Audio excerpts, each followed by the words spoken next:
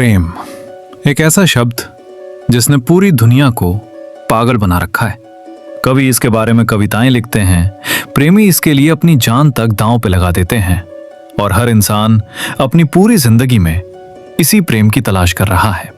लेकिन क्या तुमने कभी बैठकर ठंडे दिमाग से गौर किया है, जिसे तुम आज अपना सबसे महान प्रेम कहते हो, वही प्रेम कुछ समय बीतने के बाद एक बहुत बड़ा दर्द क्यों बन जाता है?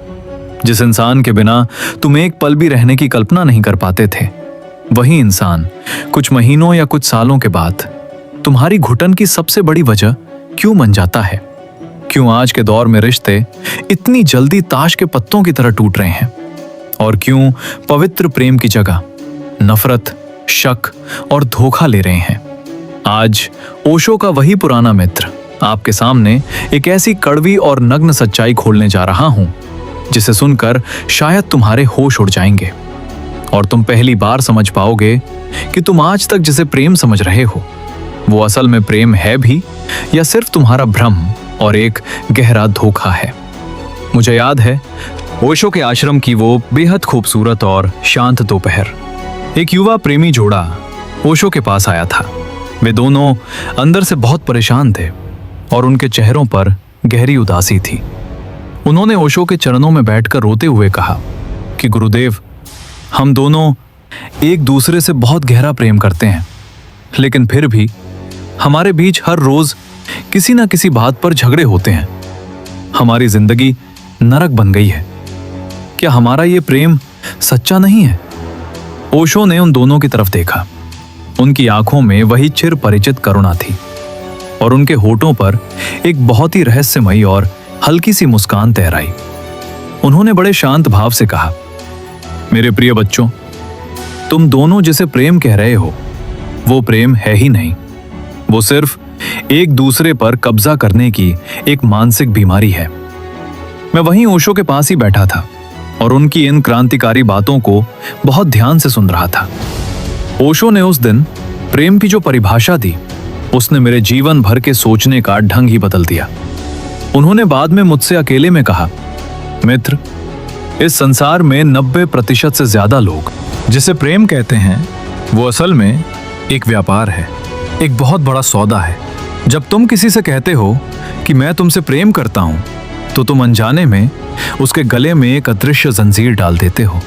तुम चाहने लगते हो कि वो इंसान बिल्कुल वैसा ही सोचे जैसा तुम चाहते हो। वो वैसे ही कपड़े पहने, वैसे ही लोगों से बात करे और अपनी पूरी जिंदगी सिर्फ और सिर्फ तुम्हारे हिसाब से जिए। ओशो कहते थे, ये प्रेम नहीं है मेरे दोस्त, ये शुद्ध गुलामी है। तुम प्रेम के नाम पर सामने वाले की स्वतंत्रता छीन लेना चाहते हो। ओशो अक्सर एक बहुत सुंदर उदाहरण देते थे। वे कहते थे कि जैसे ही तुम बगीचे में किसी सुंदर फूल को देखते हो, तुम सम्मोहित हो जाते हो और तुम तुरंत उसे तोड़कर अपनी जेब में रख लेना चाहते हो। लेकिन जिस पल तुम उस फूल को उसकी डाल से तोड़ते हो, तुम असल में उस फूल को मार देते हो। उसकी सुगंध, उसका जीवन, उसकी असली सुंदरता सब उसी पल खत्म हो जाती है। सच्चा प्रेम फूल को तोड़ना नहीं है, सच्चा प्रेम उस फूल को पानी देना है, आजादी से खिलते हुए देखना है और उसकी स्वतंत्रता का दूर से ही आनंद लेना है। लेकिन आज का इंसान भीतर से बहुत डरा हुआ है। उसे हर पल ये डर सताता है कि अगर उसने अपने साथी को पूरी आजादी दे दी तो वो उसे छोड़कर किसी और के पास चला जाएगा। और इसी गहरे डर की वजह से तुम अपने साथी पर शक करने लगते हो, उसकी जासूसी करने लगते हो, उस पर तरह तरह की पाबंदियां लगाने लगते हो।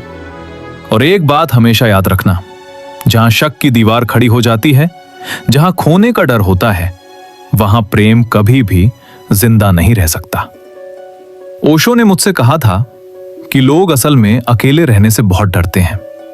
उनके भीतर एक बहुत बड़ा खालीपन है, एक अजीब सी बोरियत है, और उस अंदरूनी बोरियत को मिटाने के लिए वे किसी दूसरे इंसान का एक सहारे की तरह इस्तेमाल करते हैं। तुम दूसरे का इस्तेमाल अपने अकेलेपन की दवा के रूप में कर रहे हो, और जब वो दूसरा इंसान तुम्हारी उम्मीदों और शर्तों पर खरा नहीं उतरता, तो तुम जोर जोर से चिल्लाते हो कि उसने तुम्हें धोखा दे दिया। सच तो यह है कि धोखा उसने नहीं दिया, तुम्हारे अपने स्वार्थ और उम्मीदों ने तुम्हें दिया था। आश्रम में ओशो ने मुझे प्रेम का सबसे बड़ा और अनमोल सूत्र दिया था। उन्होंने कहा था कि तुम किसी दूसरे इंसान से तब तक सच्चा प्रेम नहीं कर सकते जब तक तुम खुद के साथ प्रेम से रहना नहीं सीख जाते। जब तुम खुद अंदर से बिल्कुल खाली हो तो तुम दूसरों के सामने सिर्फ एक भिखारी की तरह रहोगे।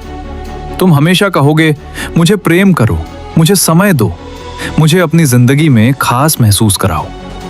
और जरा सोचो, जब दो भिखारी एक दूसरे के सामने अपना अपना कटोरा लेकर खड़े हो जाएं, तो वहां सिर्फ झगड़े और भीख का खेल ही हो सकता है। वहां प्रेम कभी जन्म नहीं ले सकता। सच्चा प्रेमी सिर्फ वो इंसान हो सकता है जो अंदर से पूरी तरह से भरा हुआ है, जो अपने एकांत और आनंद में इतना सराबोर है कि वो दूसरों से प्रेम की भीख मांगता नहीं, बल्कि अपना प्रेम पूरी दुनिया पर बिना किसी शर्त के लुटाता है। उसका प्रेम पूरी तरह से शर्तहीन होता है। वो कभी ये नहीं कहता कि अगर तुम मुझसे प्रेम करोगे तभी बदले में मैं भी तुमसे प्रेम करूंगा। तो सूरज की उस रोशनी की तरह है जो अच्छे और बुरे दोनों इंसानों पर बराबर बरसती है। ओशो कहते थे कि अगर तुम्हारा प्रेम तुम्हारे सामने वाले साथी को पूरी आजादी नहीं दे सकता, तो बिना किसी झिझक के समझ लेना कि वो प्रेम सिर्फ तुम्हारे अहंकार का एक बहुत बड़ा जाल है।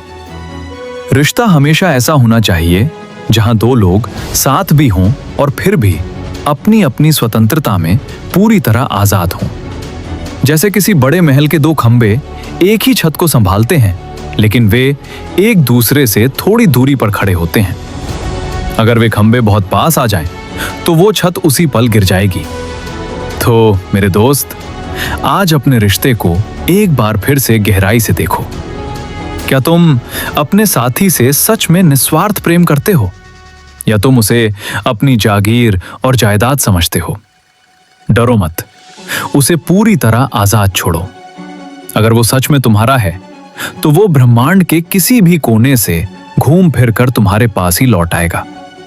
और अगर वो आजादी पाकर हमेशा के लिए चला जाता है, भी स्वीकार कर लो कि वो कभी दिल से तुम्हारा था ही नहीं। अपने भीतर के उस भिखारी को हमेशा के लिए मारो और अपने खुद के आनंद के राजा बनो। तभी तुम उस दिव्य प्रेम को अपनी जिंदगी में जान पाओगे, जिसे ओशो प्रेम नहीं बल्कि प्रार्थना कहते थे। होश में आओ और इस मोह के जाल से बाहर निकलकर सच्चे प्रेम का अनुभव करो।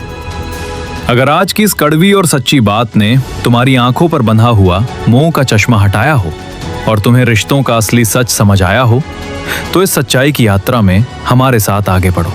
इस वीडियो को एक लाइक जरूर करना और हमारे इस चैनल को अभी के अभी सब्सक्राइब कर लो, ताकि ओशो के विचारों की ये क्रांतिकारी बातें रोज तुम्हारे जीवन को एक नई समझ और सही दिशा देती रहें। अपने उस मित्र या साथी के साथ इसे शेयर जरूर करना जो अपने रिश्ते के तनाव से हमेशा परेशान रहता है। मिलते हैं अगले वीडियो में। तब तक के लिए आजाद रहो, सजग रहो। धन्यवाद।